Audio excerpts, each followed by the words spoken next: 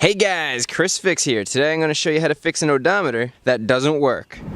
So I just got the drift stang running, I got her registered, and now I'm out for a ride. And one thing I immediately noticed is neither the trip odometer or the regular odometer are working. They're not spinning at all. Since this car is new to me, I'm not completely sure if it has 120,000 miles or more. But one thing I know for sure is I want to fix the odometer so it works.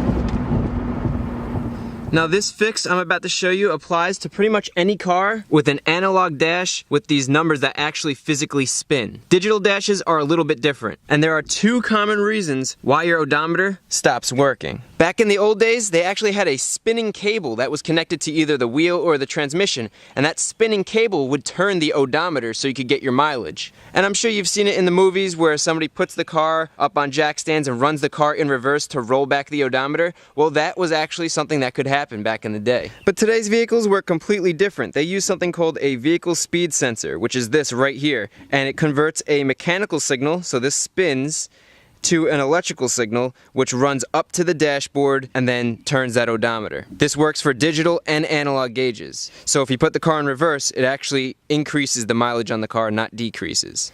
And like anything else, since this is mechanical and this spins, these speed sensors wear out. Usually when they wear out, you might get a check engine light, but more importantly, your speedometer and odometer won't work. So if your speedometer and odometer don't work, you want to replace the vehicle speed sensor. And the vehicle speed sensor is located underneath the vehicle. So if we slide from the front of the car, past the oil pan, back to the transmission, if we look in the rear of the transmission, you could find the vehicle speed sensor right back here. And it's easy to replace with just one bolt holding it in.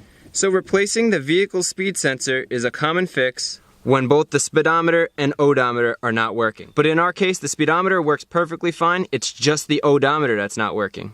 And the reason why the odometer stops working is because there's these gears that actually spin the odometer, and these gears get brittle because they're just made of plastic, and the teeth break off, and then there's nothing to actually spin the odometer. So let's remove the gauge cluster and replace these gears. Although this job might seem intimidating, it's really simple to do. All you need is a flathead screwdriver, a T15 and a T20 Torx I have on a screwdriver end, and then of course you want your new gears. These gears come with a lifetime warranty, they're real inexpensive, and they use a better quality plastic so that hopefully we'll never have to do this again. And since we're going to go behind the dash and remove the dashboard, I'm going to change out the old incandescent dash lights to these new LED dash lights, which will probably never burn out. So let's grab our tools and begin. Anytime you're working with electrics in the car, such as removing your dashboard, you want to make sure you disconnect the negative terminal on the battery. That way nothing shorts out by mistake. After the negative terminal is removed, we could go and remove our dashboard. Inside the car, there are two bolts that we need to unscrew at the top of the dash.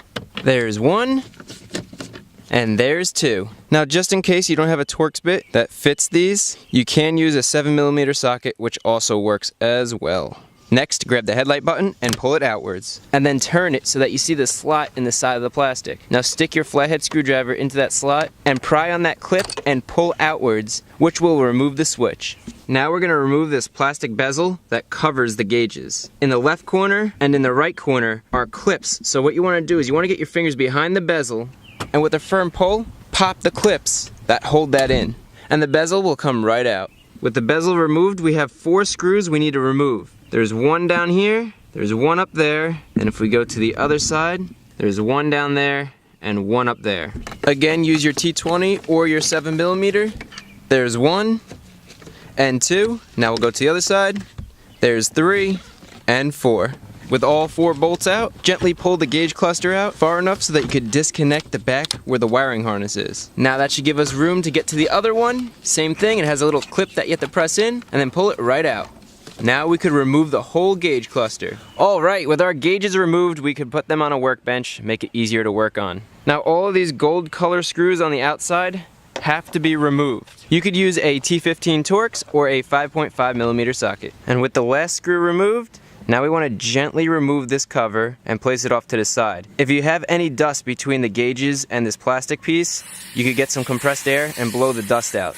I don't know about you, but I hate when there's dust behind the clear plastic covering the gauges. Now there's 3 sections of gauges that we need to pop out, so grab a screwdriver and carefully pry upwards. And that should come right out. You can see these pins plug right into there.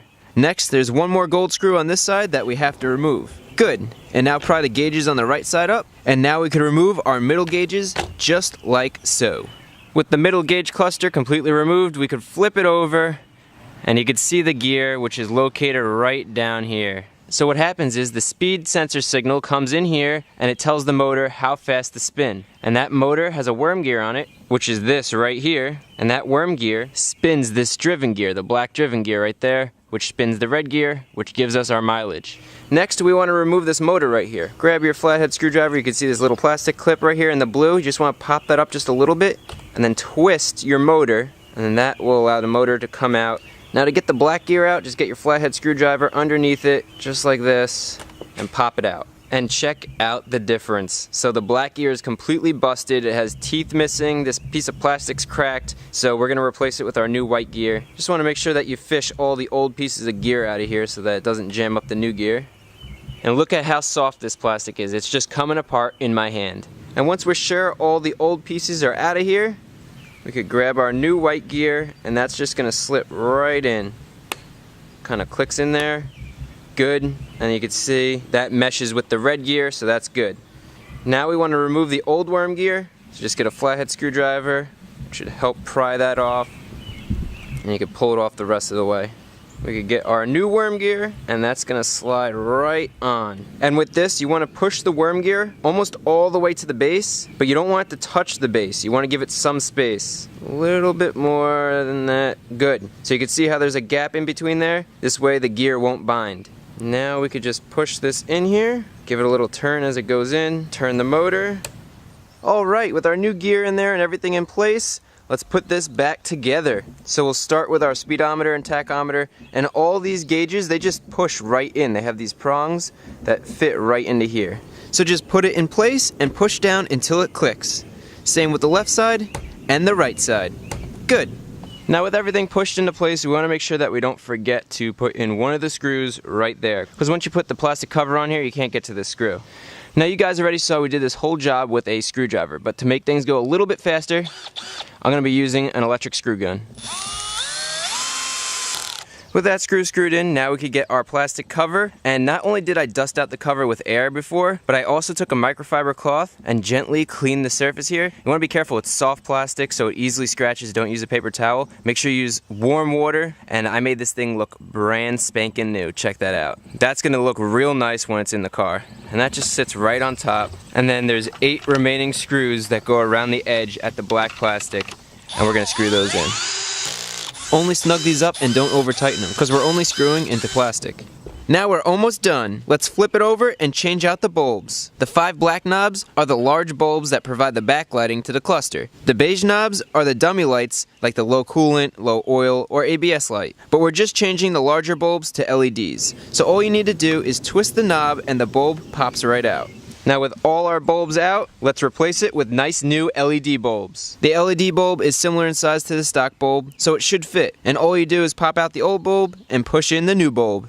Now one thing you want to be mindful of when you're using LED bulbs is that in many cases polarity matters. So when you have it plugged in and you turn it turns on in this direction, but if you unplug it and you just flip it around and plug it in, it might not light up. In this case, it does light up, so these bulbs, the polarity doesn't matter. But in many LED bulbs, polarity does matter. So after you install them all, you're gonna have to plug it in and make sure they all light up. If they don't light up, take it out, flip it around, and put it back in. With our old bulbs removed and our new LED bulbs put in, let's install them into our dashboard. And the new bulb gets pushed right in. Make sure you have the clearance, good.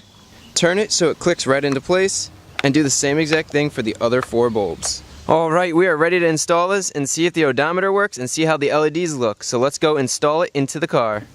Installation is the opposite of removal. Connect the 2 electrical pigtails to the gauges, slide the gauges into the dash, and screw in each of the 4 screws so they're snug. A drill really makes this job go a lot faster. The black plastic bezel just slides into place, and then you have to push it so that it clicks in.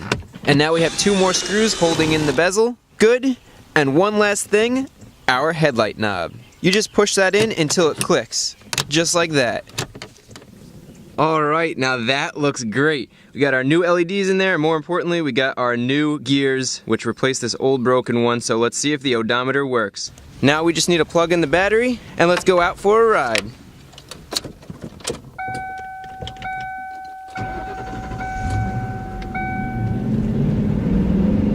Out for a little cruise around town, and it looks like we fixed the odometer. Check out this time lapse. Both the odometer and trip odometer are working, and little by little, the drift stang is getting fixed up. Alright, now that worked perfectly. And hopefully if you have an odometer problem, now you know how to fix it. If the video was helpful, remember to give it a thumbs up. Also, if you're not subscribed, consider subscribing. Stay tuned for more drift car videos. Things are just heating up. If you want to follow me on Instagram, Facebook, or Twitter, I'll post up some pictures of the LED gauge lights the night this video gets published. I'll also link it in the description.